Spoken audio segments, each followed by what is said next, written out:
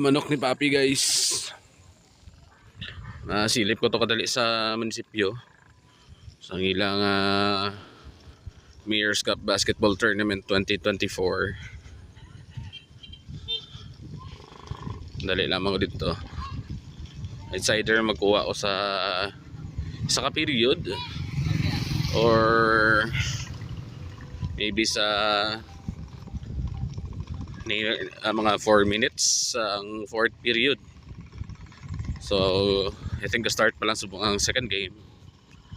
Okay, ang start nila dito is 5:30 first game. So dito lang balaan. Basta intense ang first game, so malalaman. Magkuha naman ko dito guys ang behind the scene lang nga coverage. Hindi ako sang PA announcer dito or barker. So see you later guys sa Isulan Municipal Gym. Kadal. First game guys, second game na guys, first period, second game.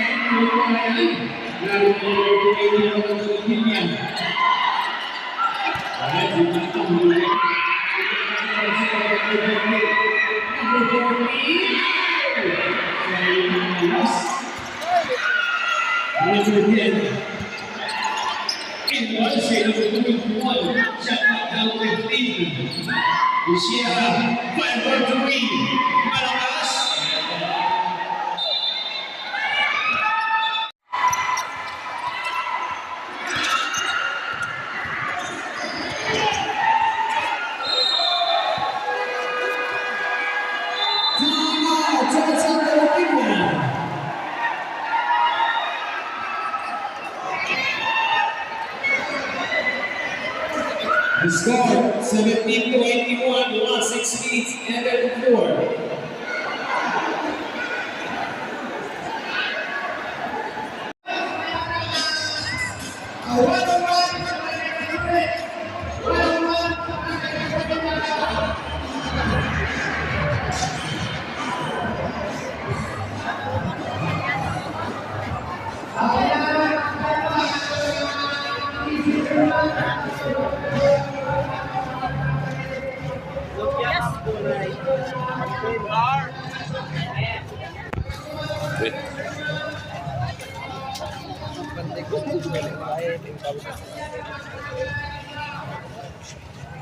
So pagla natapos guys ang second game played between De Lotilla against Gual. So nagdaog is Barangay De Lotilla sa score nga 70-51.